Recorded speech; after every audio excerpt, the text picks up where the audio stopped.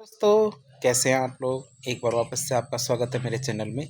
आज हम बात करेंगे इंडियन इकोनॉमिक्स का एक टॉपिक है फूड प्रोसेसिंग, जिसे हिंदी में कहते हैं खाद्य प्रसंस्करण। इसके बारे में पूरी नॉलेज लेने की कोशिश करेंगे।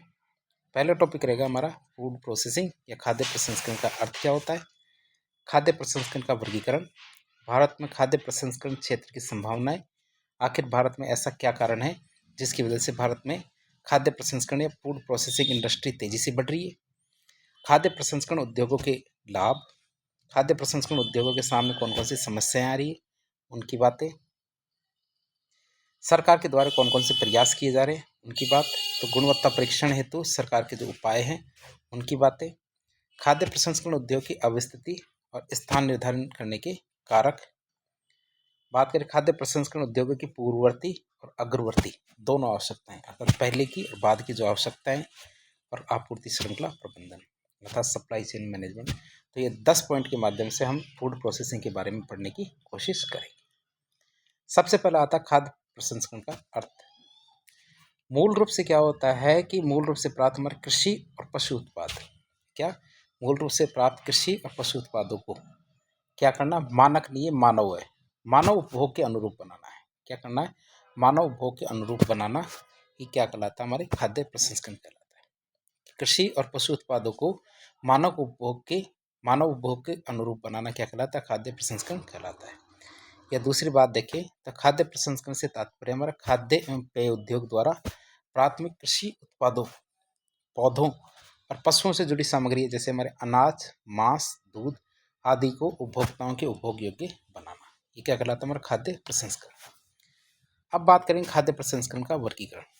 खाद्य प्रसंस्करण का वर्गीकरण की बात करें तो इसे 3 श्रेणियों में बांटा जाता है। कितनी श्रेणी में, 3 श्रेणी में बांटा जाता है। पहला होता है हमारा प्राथमिक या प्राइमरी फूड प्रोसेसिंग, फिर होता है माध्यमिक खाद्य प्रसंस्करण मतलब सेकेंडरी फूड प्रोसेसिंग, फिर तीसरा हमारा होता है टर्शरी फूड प्रोसेसिंग या तृतीय खाद्य प्रसंस्करण। पहला आता हमारे प्राथमिक खाद्य प्रसंस्करण जिसे प्राइमरी फूड प्रोसेसिंग कहते हैं। तो प्राथमिक खाद्य प्रसंस्करण के अंतर्गत क्या होता है, कच्चे कृषि और पशु उत्पाद अर्थात पशु और कृषि उत्पाद हमारे कच्चे, उनमें क्या आंशिक परिवर्तन किया जाता है। क्या करते हैं, उनमें आंशिक परिवर्तन किया जाता है और उन्हें मानव के उपभोग के अनुकूल बनाया जाता है। अब ये शब्द इसके अंदर इंपॉर्टेंट है, कौन सा, आंशिक परिवर्तन। अर्थात इसमें क्या करते हैं, भारी परिवर्तन नहीं करते हैं, छोटे छोटे परिवर्तन करते हैं।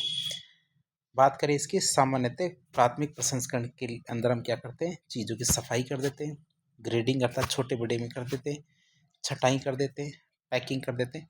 इनके माध्यम से हम प्राथमिक खाद्य प्रसंस्करण करते हैं।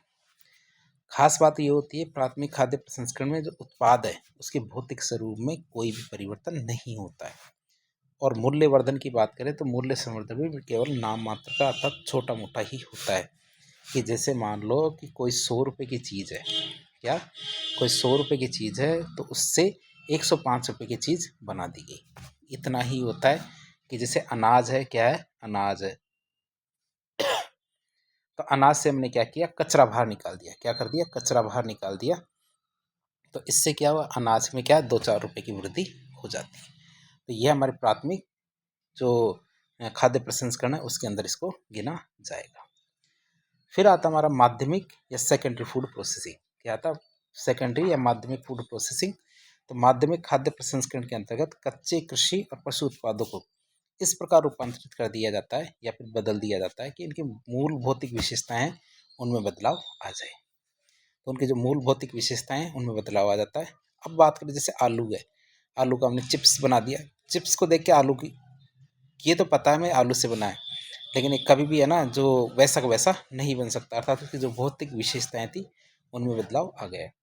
सामान्यतः माध्यमिक खाद्य प्रसंस्करण में श्रम के अलावा मशीनें, बिजली और पूंजी ये सब चीज़ें लगती है।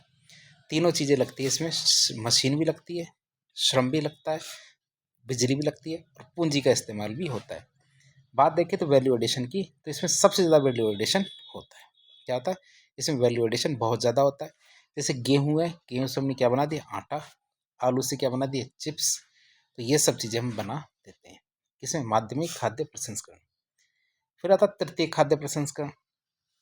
तृतीय खाद्य प्रसंस्करण में हमें कृषि और पशु उत्पाद है उनको तुरंत खाने की स्थिति में लाते हैं, अर्थात जिनको केवल मार्केट से खरीदो और खा लो, इस प्रकार का बनाना है। जैसे हमारे शीतल पेय होते हैं, अर्थात कोल्ड ड्रिंक मतलब Pepsi, Coca Cola, tomato sauce होता है, अचार होते हैं, दही होता है। ये सब चीज़ें क्या होती है, जिन्हें मार्केट से खरीद के सीधे ही उपभोग कर लिया जाता है। तृतीय खाद्य प्रसंस्करण में क्या होता है, सबसे ज़्यादा वैल्यू एडिशन होता है, अर्थात सबसे ज़्यादा मूल्य संवर्धन होता है। अब बात करेंगे भारत में खाद्य प्रसंस्करण के क्षेत्र की संभावनाएं और तेजी से बढ़ने के क्या कारण हैं। भारत का जो खाद्य प्रसंस्करण उद्योग है लगभग 150 बिलियन डॉलर का अनुमानित है, अर्थात इतना अनुमान लगाया जाता है कि भारत का खाद्य प्रसंस्करण उद्योग क्या है, 150 बिलियन डॉलर है।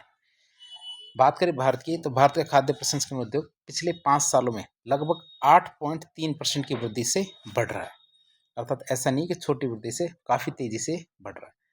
अब उसके क्या कारण है? कारण देखिए तो खाद्य प्रसंस्करण क्षेत्र में हमारी बहुत सारी संभावनाएं, असीम संभावनाएं। भारत का बहुत बड़ा आपूर्तिकर्ता बन सकता है, अर्थात विदेशों में जो हमारे खाद्य प्रसंस्करण की वस्तुएं हैं उनको बेच सकता है। अब इसके पीछे क्या कारण है?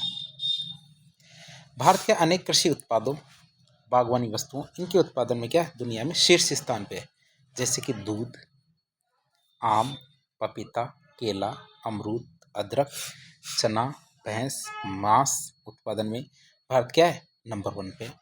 इसी तरह चावल, गेहूं, आलू, लहसुन, सूखा प्याज, काजू, मूंगफली, मटर, कद्दू, लौकी, गाय का दूध, गन्ना, ऐसी चीज़ों के मामले में भारत के दूसरे स्थान पे, अर्थात भारत में कच्चे माल की कहीं भी कमी नहीं।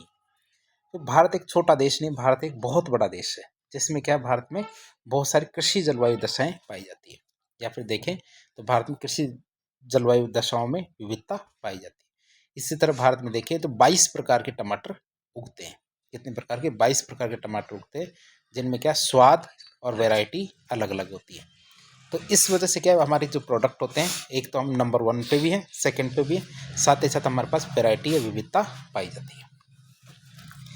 इससे ज़्यादा क्या है, विविध प्रकार का हमें कच्चा माल प्राप्त हो जाता है, जो खाद्य प्रसंस्करण उद्योग के लिए, विकास के लिए बहुत ज़्यादा जरूरी है।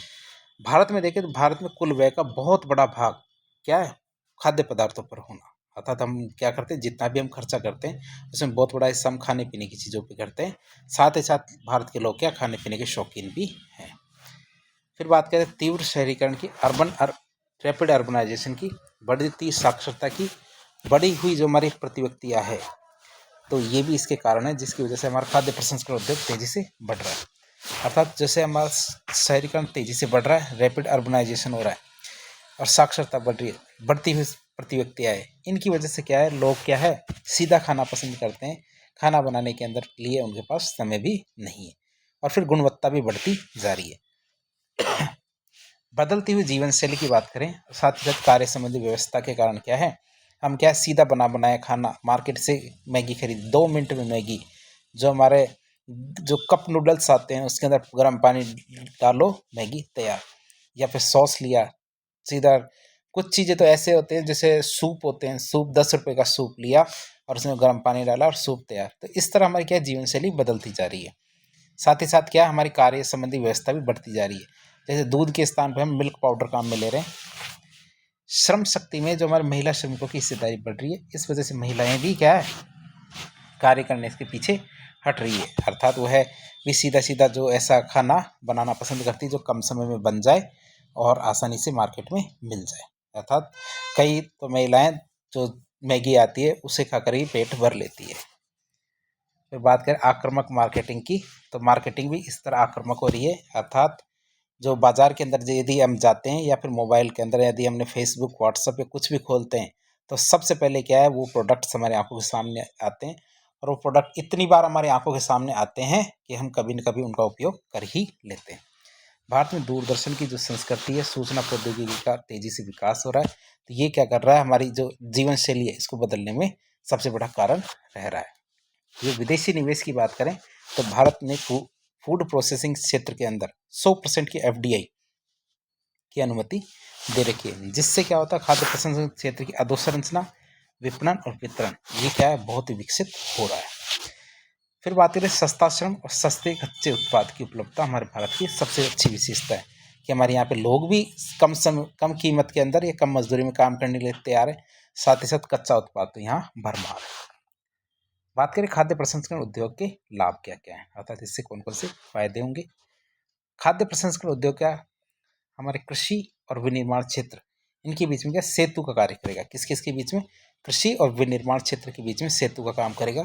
इससे भारतीय नागरिकों की जो बुनियादी जरूरतें हैं वो पूरी हो पाएगी और देश भर में स्वास्थ्यकारी और वहनीय भोजन की आपूर्ति हो पाएगी, अर्थात सस्ता और अच्छा खाना सभी को मिल पाएगा। अब इससे क्या होगा, हमारे कुपोषण की समस्या दूर हो पाएगी। फिर बात करें भंडारण की सुविधाओं का अभाव तो हमारे देश के अंदर है ही, तो इसका क्या उपाय, फूड प्रोसेसिंग के कारण जो खाद्य पदार्थ हमारे बर्बाद हो जाते थे वह इसके कारण रुकेगा। क्यों, क्योंकि हम क्या है नेक्स्ट लेवल के उत्पाद अर्थात दूसरे उत्पादों से बना लेंगे जो क्या खराब नहीं होंगे। हम यदि फूड प्रोसेसिंग के जरिए यदि निर्यात करते हैं तो इससे निर्यात में भूमिका बढ़ेगी हमारी और विदेशी मुद्रा हमारे पास आएगी, अर्थात हम इसको अर्जित करेंगे। खाद्य प्रसंस्करण उद्योग से जो कृषि क्षेत्र में निवेश बढ़ेगा जिससे कृषि उत्पादन और भी ज़्यादा होगा, अच्छा भी होगा, किसानों की आय बढ़ेगी। क्यों, क्योंकि कृषि अब क्या है ऐसे हानि का सौदा नहीं होगा, लाभ का सौदा होगा। खाद्य प्रसंस्करण उद्योग की रोजगार सृजन में भी बहुत बड़ी भूमिका रहेगी। विनिर्माण क्षेत्र में उत्पन्न रोजगार का लगभग 12.5% भाग या 12.2% भाग हमारे खाद्य प्रसंस्करण क्षेत्र से ही संबंधित है, अर्थात ये बहुत बड़ा हिस्सा है हमारे मैन्युफैक्चरिंग एरिया का। खाद्य प्रसंस्करण उद्योग से जीडीपी वृद्धि दर भी बढ़ती है। खाद्य प्रसंस्करण उद्योग से गरीबी दूर होती है और बेरोजगारी में कमी आती है। तो हमने इसके लाभ देखे। अब बात करेंगे हम खाद्य प्रसंस्करण उद्योग के सामने कौन कौन सी समस्याएं आती है। पहली समस्या आती है कि हमारे यहाँ प्रशिक्षण का अभाव, अर्थात लोगों को चीज़ों के बारे में पता ही नहीं है। तो यदि कोई फूड प्रोसेसिंग इंडस्ट्री में काम करना चाहता है या फिर नई इंडस्ट्री लगाना चाहता है तो उसको प्रशिक्षण का अभाव रहता है। दूसरी बात, यदि किसी को यदि प्रशिक्षण मिला हुआ भी है तो उसके बाद पैसों की कमी रहती है, अर्थात उसे आसानी से लोन नहीं मिलता है। अविकसित आधारभूत संरचना का होना, बढ़ती हुई प्रतिस्पर्धा, विशेषकर बहुराष्ट्रीय कंपनी, जैसे मान लो कि मैं कोई कोल्ड ड्रिंक की कंपनी बनाना चाहता हूँ या कोल्ड ड्रिंक के ब्रांड बनाना चाहता हूँ, लेकिन जब मार्केट में पहले से विदेशी मल्टीनेशनल ब्रांड जैसे कोका कोला, पेप्सी, इनकी वजह से क्या है मैं इनसे क्या प्रतिस्पर्धा नहीं कर पाऊंगा और मेरा ब्रांड सबसे नीचे रह जाएगा और वह लुप्त हो जाएगा धीरे धीरे। तो क्या इनसे प्रतिस्पर्धा करना आसान नहीं है। उत्पादों के विकास में नवाचार की कमी रहती है, अर्थात कोई भी व्यक्ति यदि कोई चीज़ बनाना चाहता है तो पहले से जो चीज़ें उपलब्ध है उनमें से ही कोई ना कोई चीज़ बनाना चाहता है, नई चीज़ नहीं बनाना चाहता। जो हमारी गुणवत्ता और जो सुरक्षा मानक है इन पर पर्याप्त ध्यान नहीं देना, साथ ही साथ विश्वसनीय जांच सुविधाओं का अभाव भी हमारे देश के अंदर काफ़ी ज़्यादा है। फिर बैकवर्ड और फॉरवर्ड लिंकेज है, या बैकवर्ड और फॉरवर्ड लिंकेज की समस्या है हमारे देश के अंदर। तो हम इस चीज़ को देख लिया हमने। अब सरकार के द्वारा कौन कौन से प्रयास किए जा रहे हैं इसमें सुधार के लिए।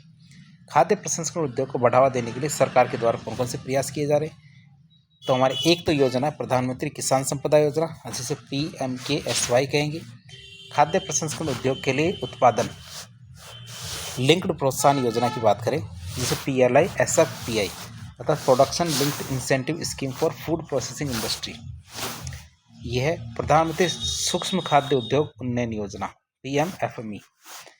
ये 3 योजनाएं हमारी सरकार के द्वारा चलाई जा रही है। इसके अलावा सरकार ने खाद्य प्रसंस्करण उद्योगों के प्रशिक्षण देने के लिए बहुत सारे संस्थानों की स्थापना की है, जैसे कि हमारा एक संस्थान है निफ्टेम। निफ्टेम की बात करें तो जो खाद्य प्रसंस्करण क्षेत्र है इसमें सबसे महत्वपूर्ण संस्था है प्रशिक्षण देने वाली राष्ट्रीय खाद्य प्रौद्योगिकी उद्यमशीलता प्रबंधन संस्थान, जिसे निफ्टेम कहते हैं। तो ये भारत की सबसे महत्वपूर्ण संस्था है। इसके अलावा खाद्य प्रसंस्करण उद्योग में उत्पादों के निर्यात के लिए 2 नोडल एजेंसियां हैं, जैसे हमारे एपेडा और मैपेडा। एपेडा का मतलब होता है एग्रीकल्चर से संबंधित अर्थात कृषि एवं प्रसंस्कृत खाद्य उत्पाद निर्यात विकास प्राधिकरण, और मैपेडा मतलब मरीन से संबंधित अर्थात समुद्र से, तो समुद्री उत्पाद निर्यात विकास प्राधिकरण। तो हमारी 2 नोडल एजेंसी है, ये क्या करती है खाद्य प्रसंस्करण उद्योग के निर्यात में जो उत्पाद बनते हैं तो उनके निर्यात के लिए नोडल एजेंसियां बनाई गई। तो इन एजेंसी के बारे में बात करें तो सबसे पहले आती है हमारी एपेडा।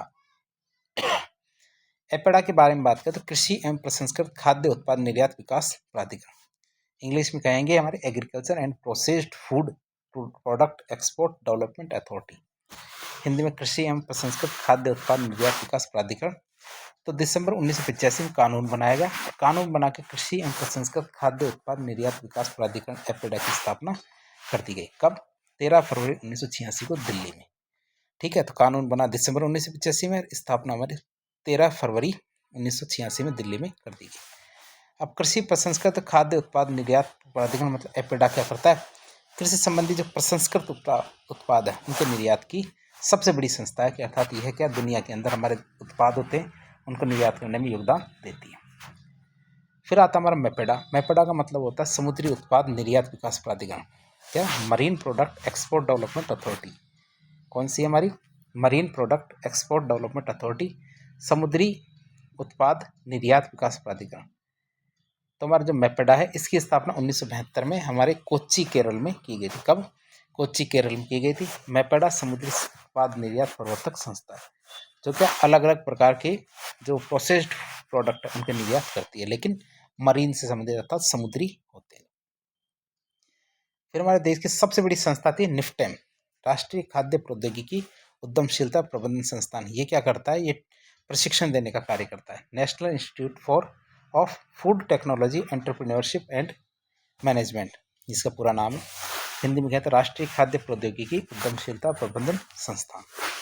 तो हमारे निफ्टेम की बात करें तो इसकी स्थापना 2006 में की गई थी। कहाँ पे? सोनीपत हरियाणा में।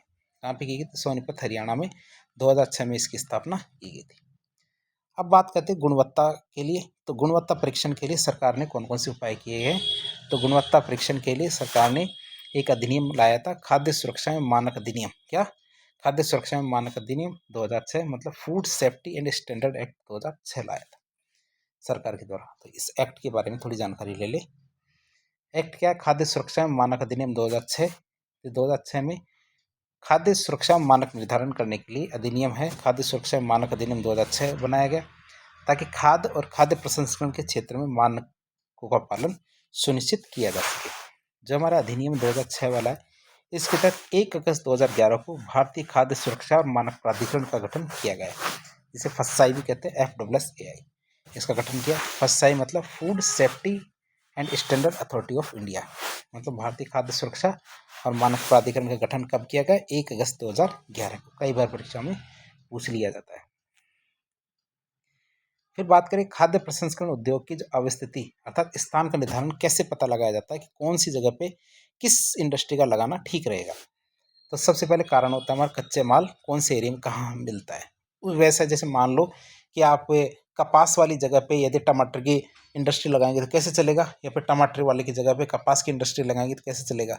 तो जहाँ पे कच्चे माल की उपलब्धता ज़्यादा होती है तो वहाँ पे आप इंडस्ट्री लगाएंगे। दूसरी बात बाजार, बाजार कैसा होना चाहिए? पास में होना चाहिए।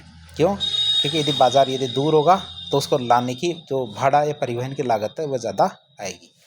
फिर कॉस्ट जैसे कि आप कोई भी उत्पाद बनाते हैं तो उत्पाद बनाने के बाद उसकी कीमत इतनी नहीं होनी चाहिए कि मार्केट में बिक ही ना पाए। तो हम दोबारा से देखें इन चीज़ों को। सबसे पहले आता है कच्चे माल की उपलब्धता, मतलब कच्चे माल की उपलब्धता के लिए ज़रूरी है कि खाद्य प्रसंस्करण उद्योग ऐसी जगह पर लगाया जाए जहाँ पे कच्चा माल का निकटतम दूरी पर उपलब्ध हो, अर्थात रॉ मटेरियल है उसकी अवेलेबिलिटी कैसी होनी चाहिए? पास में होनी चाहिए। फिर मार्केट या बाजार की बात करें, भाई ऐसा हमने उत्पाद बनाया है जो जल्दी खत्म हो जाता है, जल्दी नष्ट हो सकता है, जैसे हमारा ब्रेड होता है, बहुत सारी ऐसी चीज़ें होती है जो 1 या 2 या 3 दिन से ज़्यादा नहीं चलती। तो खाद्य प्रसंस्करण उद्योग इकाइयों की अवस्थिति बाजार की निर्णायक भूमिका निभाती है। जैसे हमारी बेकरी उद्योग है, डेयरी उद्योग है, तो ये क्या होते हैं? सेम डे या कुछ घंटों के अंदर सप्लाई हो जानी चाहिए, बनाया सप्लाई कर दिया, इतनी ही दूरी पर होना चाहिए मार्केट। फिर लागत की बात करें, खाद्य प्रसंस्करण उद्योगों की लागत में कौन कौन सी चीज़ें होनी चाहिए? ऐसी जगह लगाओ जहाँ पे सस्ता श्रम हो, अर्थात मजदूर सस्ते मिले, जमीन सस्ती मिले। ठीक है। और सबको पता है गाँव शहरों की तुलना में ये चीज़ें कहाँ होती है? शहरों में बेहतर तरीके से मिल सकती है। इसीलिए क्या है, गाँव में विद्युत, परिवहन सुविधा, बैंकिंग, भंडारण, कोल्ड स्टोरेज, ये भी चीज़ें होनी चाहिए। तो ये चीज़ें यदि किसी गाँव में है तो गाँव में ऐसे उद्योग तेज़ी से लगेंगे। तो सरकार को इन चीज़ों पे ध्यान देना चाहिए। लेकिन गाँव में ये सुविधाएं नहीं होती, मजदूर होते हैं, अकुशल होते हैं। मजदूर तो खूब है लेकिन उनको काम करना नहीं आता। फिर प्रोडक्ट बनाने के बाद बाजार नहीं है वहाँ पे, तो इसलिए खाद्य प्रसंस्करण उद्योगों का विकास गाँव में बहुत कम होता है। नहीं तो वो गाँव सबसे अच्छी स्थिति में होते हैं कि इन उद्योगों को लगाने के लिए। फिर बात करें खाद्य प्रसंस्करण उद्योगों की पूर्ववर्ती और अग्रवर्ती अर्थात ऊर्ध्वमुखी और अधोमुखी जो आवश्यकताएं हैं उनकी। अब आप सोचेंगे पूर्ववर्ती उर्ध्ववर्ती ये क्या शब्द है, अर्थात अपस्ट्रीम और डाउनस्ट्रीम जो रिक्वायरमेंट क्या है। तो इनकी आवश्यकताओं की बात करते हैं। सबसे पहले ऊर्ध्वमुखी या पूर्वमुखी आवश्यकता की बात करें। अर्थ क्या होता है इसका? खाद्य प्रसंस्करण औद्योगिक पूर्ववर्ती ऊर्ध्वमुखी आवश्यकता का मतलब है खाद्य प्रसंस्करण उद्योगों के लिए पर्याप्त कच्चे माल की निरंतर आपूर्ति होती रहनी चाहिए। अर्थात जैसे हमने टमाटर की फैक्ट्री तो लगा ली, टमाटर से हम सॉस बना रहे हैं, बहुत सारी चीज़ें बना रहे हैं, लेकिन यदि टमाटर की नियमित रूप से आपूर्ति ही नहीं होगी तो हम आगे कैसे बढ़ेंगे? अभी तो हो रही है, अगले साल तो हम ये चाहते हैं कि हमेशा हमें टमाटर की निश्चित और नियमित आपूर्ति होती रहे। तो ये हमारी क्या ऊर्ध्वमुखी या पूर्ववर्ती आवश्यकता है। अर्थात कच्चे माल की खोज, उसे प्राप्त करना, कच्चे माल के आपूर्तिकर्ता द्वारा इसे प्रसंस्करण करने वाली कंपनी तक पहुंचाना, ये सब चीजें इससे जुड़ी हुई है। अब बात करते हैं प्रमुख ऊर्ध्ववर्ती या पूर्ववर्ती आवश्यकता कौन कौन सी है। कच्चे माल तक पहुंच होनी चाहिए। किसानों को कच्चे माल को पहुंचाने के लिए अच्छा प्रशिक्षण देना चाहिए। कच्चा माल इकट्ठा करें और तुरंत इकट्ठा करने के बाद क्या जो हमारी फैक्ट्री है वहां तक पहुंचे। कच्चा माल जैसे कि हमारे अनाज, फल, सब्जियां, मांस, मछली, इन सब के लिए उचित भंडारण सुविधाओं का विकास होना चाहिए। बेहतर परिवहन सुविधाओं का विकास होना चाहिए। क्या होना चाहिए? बेहतर परिवहन सुविधाओं का विकास होना चाहिए। उत्पादों की गुणवत्ता परीक्षण सुविधा विकसित होनी चाहिए। पूरे वर्ष भर के लिए कच्चे माल की उपलब्धता सुनिश्चित होनी चाहिए। ऐसा नहीं कि आज उपलब्ध हो रही है बाद में नहीं होगी, ये होती रहनी चाहिए। अधोमुखी या अग्रवर्ती आवश्यकता की बात करें तो हमारी अधोमुखी आवश्यकता है अर्थात बाद की। इसके तहत खाद्य प्रसंस्करण इकाइयों में संग्रहित जो कच्चा माल है उसको प्रसंस्कृत किया जाएगा, फिर तैयार माल के रूप में इसे अंतिम उपभोक्ता तक पहुंचाने की कोशिश की जाती है। अर्थात प्रसंस्कृत माल को हमें क्या करना है? बेचना है। अब प्रमुख अधोवर्ती अग्रवर्ती आवश्यकताओं की बात करें तो हमारे प्रसंस्करण की और उत्पादन की तकनीक मायने रखती है। अर्थात कैसी होनी चाहिए? आधुनिक होनी चाहिए। गुणवत्ता परीक्षण सुविधा होनी चाहिए, अर्थात क्वालिटी टेस्टिंग फैसिलिटीज होनी चाहिए। फिर बात करें जो तैयार उत्पाद है, क्या तैयार उत्पाद है? तैयार उत्पाद को भंडारण गृहों में भंडारित किया जाना चाहिए। खाद्य पदार्थों की डिब्बाबंदी होनी चाहिए। परिवहन सुविधाओं के माध्यम से वितरण एजेंसियों और थोक खुदरा विक्रेता है उन तक पहुंचाना, थोक और खुदरा विक्रेताओं के माध्यम से उपभोक्ताओं तक पहुंचाना, ये इसके अंदर चीज़ें देखी जाती है। फिर आते हैं हमारे सप्लाई चेन मैनेजमेंट अर्थात आपूर्ति श्रृंखला प्रबंधन। आपूर्ति श्रृंखला कारोबार में क्या है? उन लोगों का एक नेटवर्क होता है। ये क्या होता है? लोगों का नेटवर्क होता है जो खाद्य पदार्थों को सामूहिक रूप से इकट्ठा करते हैं, भंडारित करते हैं, प्रसंस्कृत करते हैं, वितरण करते हैं और विपणन करते हैं। तो ये हमारे मैनेजमेंट वाला जो हमारी सब्जेक्ट है उसके अंदर भी आता है आपूर्ति श्रृंखला प्रबंधन। तो इसके अंदर कौन कौन सी चीज़ें आती है? संग्रहण, भंडारण, प्रसंस्करण, वितरण और विपणन, ये सारी चीज़ें इसके अंदर शामिल की जाती है। बात करें इसलिए आपूर्ति श्रृंखला में इंफ्रास्ट्रक्चर मतलब अवसंरचना, भंडारण सुविधा मतलब warehousing facility, cold storage सुविधा, कोल्ड स्टोरेज फैसिलिटी, परिवहन के साधनों की उपयोगिता, विपणन ढांचे, मार्केटिंग इंफ्रास्ट्रक्चर, इन सब चीज़ों को शामिल किया जाता है। अब बात करें आपूर्ति श्रृंखला प्रबंधन की तो इसका क्या महत्व है। आपूर्ति श्रृंखला प्रबंधन से खाद्यान्नों की पर्याप्त मात्रा में निरंतरता युक्त आपूर्ति सुनिश्चित करना संभव हो जाता है, अर्थात लगातार आपूर्ति होती रहेगी। इससे बेहतर गुणवत्ता वाले जो उत्पाद है उनकी आपूर्ति सुनिश्चित हो पाएगी। प्रसंस्करणकर्ताओं, निर्यातकों, खुदरा कारोबारियों, उपभोक्ताओं की मांगों को भी पूरा करना संभव होता है। ये हमारे आपूर्ति श्रृंखला प्रबंधन के फायदे हैं। बात करें हम आपूर्ति श्रृंखला प्रबंधन की कौन कौन सी जो चुनौतियां हैं उसकी, तो आपूर्ति श्रृंखला प्रबंधन में ग्रामीण क्षेत्रों में ज़्यादा चुनौतियां होती है, शहरों में कम होती है। गाँव में उपलब्ध अवसंरचना अपर्याप्त और निम्न गुणवत्ता युक्त होती है। जिन लोगों के ऊपर कच्चे माल की आपूर्ति की जिम्मेदारी होती है उनके पास कौशल, ज्ञान मतलब नॉलेज, आगे आता पूंजी की उपलब्धता, सूचनाओं का अभाव, आधारभूत संरचना सुविधाओं की वंचना होती है या कमी होती है। इस वजह से कच्चे माल की कीमत कम मिलती है और जिससे वो उसमें ज़्यादा सुधार भी नहीं कर पाती।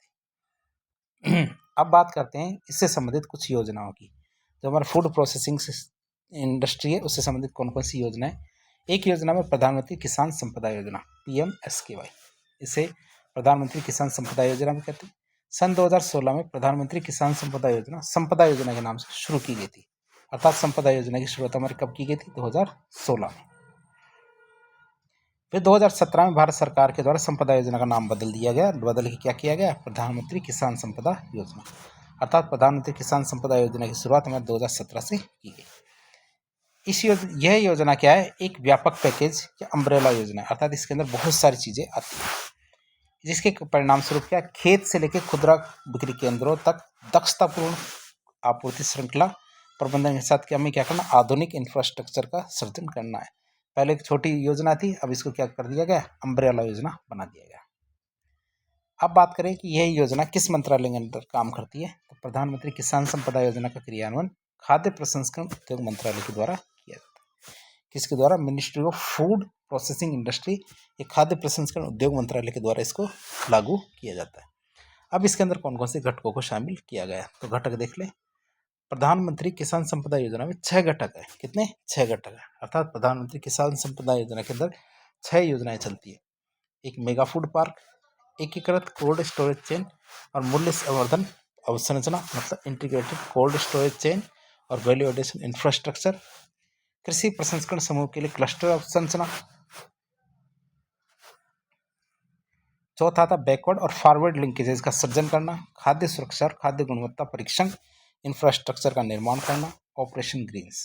तो ये सब चीज़ें किसके अंदर आते हैं, इसके अंदर आते हैं। अब बात करें ऑपरेशन ग्रीन्स की। ऑपरेशन ग्रीन्स की शुरुआत 2018 में की गई थी। इसका मुख्य उद्देश्य खराब होने वाली जो फल सब्जियां उनका मूल्य स्थिरीकरण करना है। अर्थात जो जल्दी खराब हो जाती है उन सब्जियों का हमें क्या करना है, मूल्य स्थिरीकरण करना है, ताकि उनके दाम तेजी से ना बढ़े। ऑपरेशन ग्रीन्स के तहत भंडारण और परिवहन, दो चीज़ें याद रखना, कौन कौन सी, भंडारण और परिवहन से संबंधित आधारभूत ढांचे का निर्माण करना है। क्या करना, भंडारण और परिवहन से संबंधित आधारभूत ढांचे का विकास करना है। इसके लिए सरकार के 50% की सब्सिडी देगी। यदि कोई व्यक्ति भंडारण और परिवहन से संबंधित आधारभूत ढांचे का निर्माण करता है तो सरकार क्या करेगी, उसके लिए 50% की सब्सिडी देगी। शुरुआत में इस योजना में 3 फसलें जैसे टमाटर, प्याज और आलू, जिन्हें टॉप कहा जाता है, टी से टमाटर मतलब टोमेटो, ओ से ऑनियन, पी से पोटैटो, तो टॉप क्लास की जो स्कीम थी इसमें क्या 3 फसलों पर ध्यान दिया गया। वर्तमान में ऑपरेशन ग्रीन में 23 फसलों को शामिल किया गया। अर्थात हमने क्या किया, टॉप को टोटल में बदल दिया, अर्थात जितनी भी फसलें उनको। तो इसमें ध्यान रखना, भंडारण और परिवहन से संबंधित कार्य किया जाता है। तो ऑपरेशन ग्रीन्स योजना में हर साल 500 करोड़ रुपए खर्च किए जाएंगे, क्योंकि 50% की सब्सिडी सरकार दे रही है। अगली योजना आती है खाद्य प्रसंस्करण उद्योग के लिए उत्पादन लिंक्ड प्रोत्साहन योजना, अर्थात production linked incentive scheme for food processing industry. बात करें खाद्य प्रसंस्करण उद्योग के लिए उत्पादन से जुड़ी प्रोत्साहन योजना, तो ये योजना क्या करती है, इसकी शुरुआत PLI योजना के रूप में की गई थी। इसकी शुरुआत की बात करें तो इसकी शुरुआत PLI योजना की तरह की गई थी, अर्थात प्रोडक्शन लिंक्ड इंसेंटिव स्कीम की तरह की गई थी, उत्पादन लिंक्ड प्रोत्साहन योजना की तरह की गई थी। अब बात करें खाद्य प्रसंस्करण उद्योग के लिए उत्पादन लिंक्ड प्रोत्साहन योजना के लिए 10,900 करोड़ रुपए का बजट का प्रावधान किया गया। कितना, 10,900 करोड़ रुपए के बजट का प्रावधान किया गया था। अब इस योजना का क्या उद्देश्य था, भारत को विश्व स्तर पर खाद्य निर्माण में अग्रणी स्थान पर लेके आना, भारतीय खाद्य उत्पाद के जो ब्रांड है उनको अंतर्राष्ट्रीय बाजार में बढ़ावा देना, कृषि उपज के लाभकारी मूल्य, किसानों को अधिक आय सुनिश्चित करना, किसानों का जो उपज है उसका लाभकारी मूल्य दिलाना और किसानों को अधिक आय सुरक्षित करना, ऑफ फार्म जो नौकरियां हैं उनमें रोजगार के अवसर पैदा करना, अर्थात खेतों के अलावा भी रोजगार होना चाहिए। समयावधि की बात करें तो खाद्य प्रसंस्करण उद्योग के लिए जो उत्पादन लिंक्ड प्रोत्साहन योजना है ये हमारे 2021-22 से 26-27 तक 6 सालों के लिए चलेगी। इसकी घटकों की बात करें तो इस योजना में 2 घटक शामिल किए गए, एक तो पहला घटक, एक दूसरा घटक। जो हमारी प्रोडक्शन लिंक्ड इंसेंटिव स्कीम है इसमें 2 घटक है। पहले घटक की बात करें हम तो पहले घटक में क्या लिखा हुआ है, पहले घटक की बात करें तो खाद्य प्रसंस्करण उद्योग के लिए जो उत्पादन लिंक्ड प्रोत्साहन योजना का पहला घटक में 4 प्रमुख खाद्य उत्पाद खंडों को प्रोत्साहित की बात कर रहे हैं, अर्थात इसमें विनिर्माण को प्रोत्साहन की बात करेंगे। कैसे, पहले तो हम क्या करेंगे, रेडी टू कुक ऐसे उत्पादों को बनाएंगे जो क्या होते हैं, रेडी टू कुक होने चाहिए, अर्थात लाए और सीधा बना लिए, जैसे 2 मिनट में मैगी। फिर आता है रेडी टू ईट, लाओ और सीधा ही खा लो, जैसे हमारे कुछ पिज्ज़ा, बर्गर और इस तरह की चीज़ें होती हैं, हॉट डॉग होते हैं जो मार्केट में मिलते हैं, लाओ गर्म करो और सीधा खा लो। और कुछ खाद्य पदार्थ जैसे होते हैं उनको शामिल करेगी। फिर हमारे जो फल और सब्जियां हैं जो प्रोसेस्ड है उनको, समुद्री उत्पाद है, मोज़रेला चीज़ है। तो ये 4 घटक है, इनको शामिल किया गया है किसके अंदर, पहले घटक के अंदर, जिसमें हमारा पहला ready to cook, ready to eat खाद्य पदार्थ, प्रसंस्कृत फल और सब्जियां, समुद्री उत्पाद और मोज़रेला चीज़, इनको शामिल किया गया है पहले घटक में। दूसरे घटक की बात करें हम तो दूसरे घटक में क्या है, खाद्य प्रसंस्करण उद्योग के लिए जो ये PLI स्कीम है, तो इसके दूसरे घटक में मजबूत भारतीय जो ब्रांड है उनको उभारना, प्रोत्साहित करना, और इसके लिए विदेशों में जो उनके रिब्रांडिंग करना, विपणन, मार्केटिंग करने के लिए विदेशों समर्थन करने से संबंधित चीज़ें शामिल है। तो हमने PLI स्कीम देख ली 2 घटकों के साथ। फिर आते हैं हमारी अगली स्कीम, सूक्ष्म खाद्य प्रसंस्करण उद्योग के औपचारिकरण के लिए प्रधानमंत्री की योजना PMFME, प्रधानमंत्री formalization of micro food processing enterprises. Hindi में देखें तो सूक्ष्म खाद्य प्रसंस्करण उद्योगों के औपचारिकरण के लिए प्रधानमंत्री की योजना।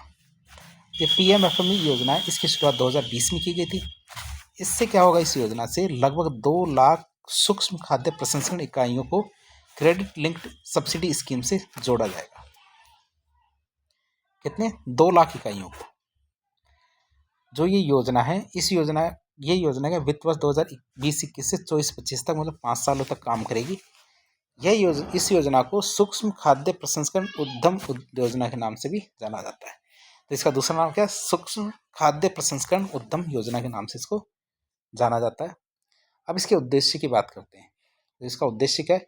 प्रधानमंत्री सूक्ष्म खाद्य उद्योग उन्नयन योजना PMFME का उद्देश्य क्या है? खाद्य प्रसंस्करण उद्योग के जो असंगठित क्षेत्र है उसे मौजूदा व्यक्तिगत सूक्ष्म उद्यमों की प्रतिस्पर्धा और औपचारिकता को बढ़ावा देना, क्षेत्र के जो किसान उत्पादक संगठन है, स्वयं सहायता समूह है, उत्पादक सहकारी समितियां, उनकी संपूर्ण मूल्य श्रृंखला के साथ सहायता प्रदान करना। अब बात करें, ये PMFME है, ये किस मंत्रालय के अधीन कार्य करती है योजना? तो प्रधानमंत्री सूक्ष्म खाद्य उद्योग उन्नयन योजना आत्मनिर्भर भारत अभियान के तहत खाद्य प्रसंस्करण मंत्रालय और राष्ट्रीय कृषि सहकारी विपणन संघ, इनके द्वारा सन 2020 में शुरू की गई थी। तो इसके 2 घटक है, कौन कौन से? खाद्य प्रसंस्करण मंत्रालय और राष्ट्रीय कृषि सहकारी विपणन संघ, इन दोनों के द्वारा शुरू की गई थी 2020 में। किसके तहत? आत्मनिर्भर भारत अभियान के तहत। तो नफेड का अंग्रेजी नाम होता है national agriculture cooperative marketing federation. फिर हिस्से की बात करें तो प्रधानमंत्री सूक्ष्म खाद्य उद्योग उन्नयन योजना के तहत व्यय को केंद्र और राज्य सरकार के बीच में 60-40 के अनुपात में बांटा गया है। बजट की बात करें तो इस योजना का कुल बजट का प्रावधान 10,000 करोड़ रुपए रखा गया है। इसके तहत 10,000 करोड़ रुपए के वित्त को 2020-21 से 24-25 के बीच में खर्च किया जाएगा। फिर एक हमारा आता है नई योजना, एक जिला एक उत्पाद, 1 डिस्ट्रिक्ट 1 प्रोडक्ट। तो ये PMFME क्या, एक जिला एक उत्पाद के दृष्टिकोण पर काम करती है, जिसमें एक जिला एक उत्पाद के तहत हम क्या करें, 6 ब्रांडों को शुरू कर रहे हैं। कितने? 6। जैसे अमृतफल, कोरीगोल्ड, कश्मीरी मंत्र, मधुमंत्र, सोमदाना, तो हमारे 6 उत्पाद है, इनको शुरू कर रहे हैं। दिल्ली की बैकहोल व्हीट कुकीज़ है, इनको शुरू कर रहे हैं। तो 6 उत्पाद है, कौन कौन से इसके तहत? एक तो हमारा अमृतफल, कोरीगोल्ड, कश्मीरी मंत्र, मधुमंत्र, सोमदाना और दिल्ली बैक की होल व्हीट कुकीज़, तो इनको शुरू कर रहे हैं। फिर आता हमारा जो प्राधिकरण की बात कर रहे थे हम, भारतीय खाद्य सुरक्षा और मानक प्राधिकरण, तो इसको food safety and standard authority of India भी कहते हैं, हिंदी में भारतीय खाद्य सुरक्षा और मानक प्राधिकरण भी कहेंगे।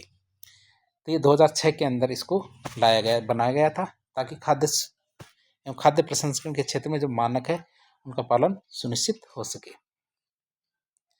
अब इसकी स्थापना की बात करें तो इसकी स्थापना 1 अगस्त 2011 को की गई। भारतीय खाद्य सुरक्षा मानक प्राधिकरण का गठन हमारे 1 अगस्त 2011 को किया गया था। यदि किसी खाद्य पदार्थ की गुणवत्ता, मिलावट, मानकों की कमी की शिकायत भारतीय खाद्य सुरक्षा और मानक प्राधिकरण को मिलती है, तो अलग अलग जगह से उसके सैंपल इकट्ठा करेंगे, फिर उसकी जांच की जाएगी। और खाद्य पदार्थों के सैंपल की जांच की बात करें तो भारत में 4 अलग अलग जगह पे इनकी केंद्रीय प्रयोगशालाएं स्थापित की गई है, जैसे हमारे कलकत्ता पश्चिम बंगाल में, मैसूर कर्नाटक में, गाजियाबाद उत्तर प्रदेश में, पुणे महाराष्ट्र में। 4 जगह इनकी केंद्रीय प्रयोगशालाएं बनाई गई है। इन प्रयोगशालाओं की जांच के आधार पर उस उत्पाद को बाजार में बेचने या प्रतिबंध के आदेश भारतीय खाद्य सुरक्षा और मानक प्राधिकरण के द्वारा जारी किया जाता है। अब इसका उद्देश्य FSSAI का उद्देश्य क्या है? खाद्य पदार्थों के लिए वैज्ञानिक मानकों का निर्धारण करना, खाद्य पदार्थों के विनिर्माण, भंडारण, वितरण, बिक्री और आयात संबंधी नियंत्रण करना, मानव उपभोग के लिए सुरक्षित और संपूर्ण आहार की उपलब्धता सुनिश्चित करना। अब बात करें FSSAI का मुख्यालय, तो FSSAI का मुख्यालय कहाँ है? तो इसका मुख्यालय हमारे नई दिल्ली में है। मंत्रालय की बात करें तो FSSAI मतलब भारतीय खाद्य सुरक्षा और मानक प्राधिकरण का संचालन भारत सरकार के स्वास्थ्य एवं परिवार कल्याण मंत्रालय के अधीन होता है। तो इस तरह आज के लेक्चर में हमने थोड़ा फास्ट तरीके से जो भारत की फूड इंडस्ट्री है उसके बारे में बात की, अलग अलग योजनाओं की बात की, इनके जितने पहलू थे उनके बारे में बात करने की कोशिश की। तो इस प्रकार के इन्फॉर्मेटिव वीडियो देखने के लिए हमारे चैनल से जुड़े। वीडियो यदि पसंद आता है तो वीडियो को लाइक करें, चैनल को सब्सक्राइब करें, अपने दोस्तों के साथ शेयर करें। यदि आपके कोई सुझाव हो तो कमेंट बॉक्स के माध्यम से बताएं। धन्यवाद।